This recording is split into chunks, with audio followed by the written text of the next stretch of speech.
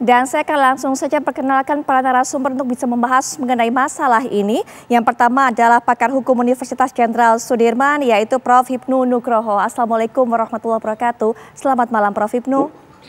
Waalaikumsalam, selamat malam Mbak Putri. Baik, dan juga akan memberikan keterangannya kepada kita, yaitu pengacara dari Lukas NMB, Bapak Petrus Bala Pationa. Selamat malam, Pak Petrus.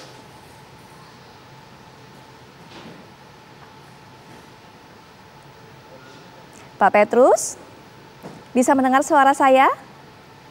Sepertinya masih ada kendala komunikasi antara saya dengan Pak Petrus, tapi mungkin Prof. Hipnu bisa berikan pandangan dengan ditangkapnya Lukas NMB ini. Presiden Jokowi kemudian mengatakan bahwa penangkapan ini menjadi salah satu bukti bahwa semua warga negara sama di mata hukum. Anda melihat ini merupakan salah satu bentuk keseriusan dari KPK, Prof. Hipnu?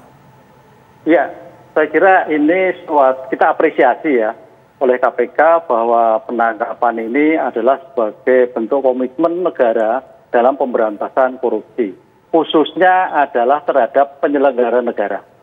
Oleh karena itu, di dalam penangkapan hari ini yang dilakukan, saya kira itu sebagai bentuk proses hukum yang harus dilalui di dalam konsep pra-adjudikasi. Karena kita juga harus mengedepankan asas praduga tak bersalah, Mbak Bella. Oleh karena itu, dalam hal seperti ini, biarkan KPK berjalan sesuai dengan kewenangannya berdasarkan hukum yang ada, kemudian penasihat hukum memberikan suatu bantuan hukum dalam hal terhadap di pra-adjudikasi ini.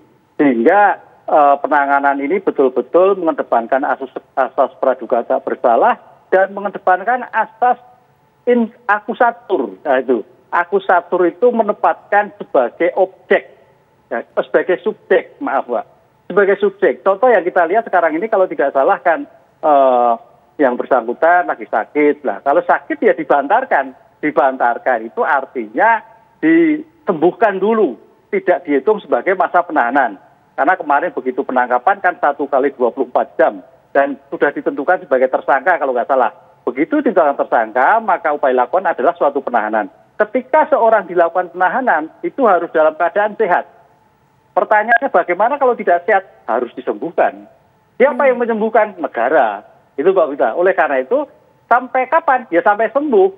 Karena pemeriksaan itu dalam keadaan sehat. Oleh karena itu, kalau toh pun KPK mempunyai kewenangan untuk menahan 20 hari ke depan, ketika 20 hari ternyata Pak Lukas belum sembuh, ya belum dihitung sebagai masa penahanan. Kan gitu. Itu yang saya kira menjadikan suatu pemahaman untuk semua. Jadi tidak membuat suatu bentuk sakit sebagai alasan, tapi tidak dihitung sebagai penasaran. Itu disebut pembantaran di dalam pemeriksaan pendahuluan.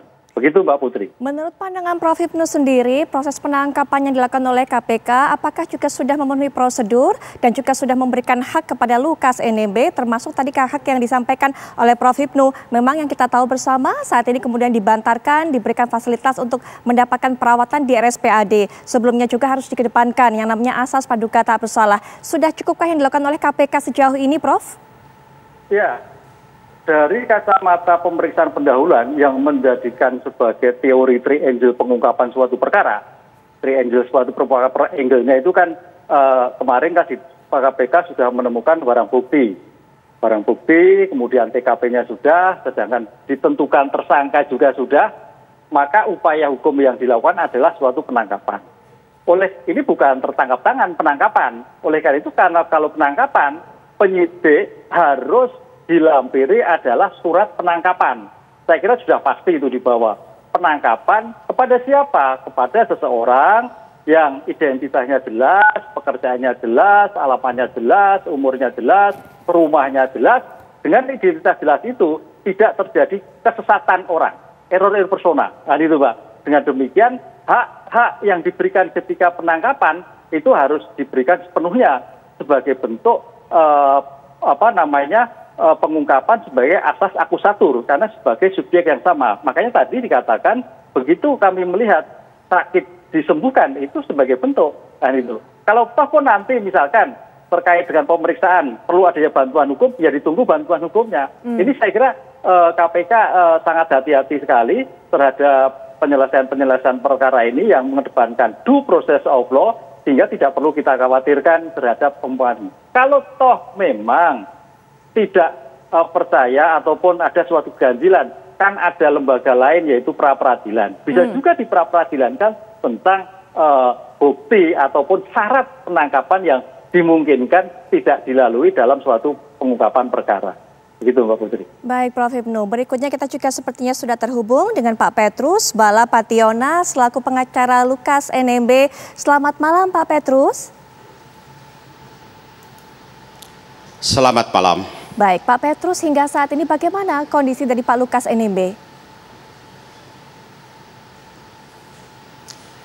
Beliau sekarang berada di lantai 5 Pavilion Kartika. Dan kami juga berada di Rumah Sakit Gatot Subroto, tapi tidak bisa menemui beliau karena petugas tidak mengizinkan, gitu. Nah, mengenai proses Bapak Lukas ini,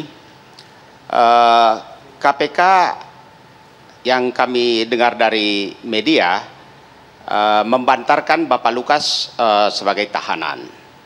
Permasalahannya, yang saya ingin sampaikan bahwa sejak September atau sejak kami mendampingi Bapak Lukas dan telah kami terangkan bahwa Bapak Lukas dalam kondisi sakit, baik keterangan dokter pribadi maupun dokter dari Singapura, ternyata hari ini terbukti tim dokter Rumah Sakit Gatot Subroto menyatakan beliau dalam keadaan sakit.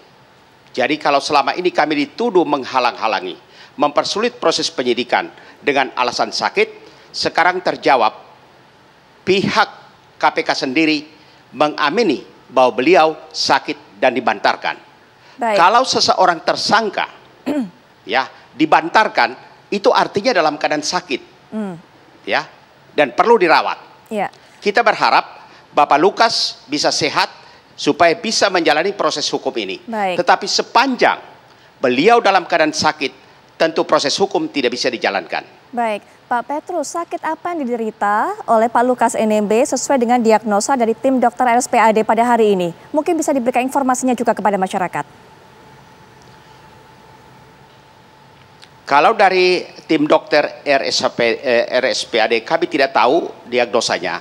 Tapi selama kami mendampingi beliau, baik berdasarkan keterangan dokter pribadi Bapak Anton Mote maupun dokter dari Mount Elizabeth Singapura, Patrick Chang, menjelaskan bahwa Bapak Lukas itu menderita pertama stroke, ginjal, jantung, ya, bahkan ginjalnya istilah kedokteran saya tidak tahu, mereka mengatakan stadium 4, sehingga tinggal satu tahap lagi untuk cuci darah. Baik, akan membutuhkan waktu jadi berapa mengenai lama? Sakitnya, apakah? Ya, silakan dilanjutkan. Kalau ibu bertanya kepada saya butuh berapa lama, yang bisa menjawab hanya dokter.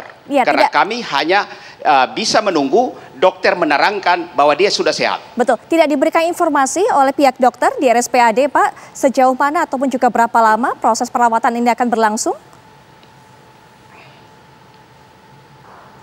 Ya, kami sampai sekarang kan belum bertemu Bapak Lukas sendiri, kan belum bisa. Bagaimana juga apakah kami diizinkan berkonsultasi dengan dokter juga belum tentu. Tetapi kami juga sudah menawarkan supaya hak-hak seorang tersangka juga diberikan untuk mendapat kunjungan dokter pribadi sesuai pasal 58 KUHP. Baik, Pak yang intinya seorang yang dalam keadaan sakit berhak dikunjungi oleh dokter pribadi untuk mendapat perawatan.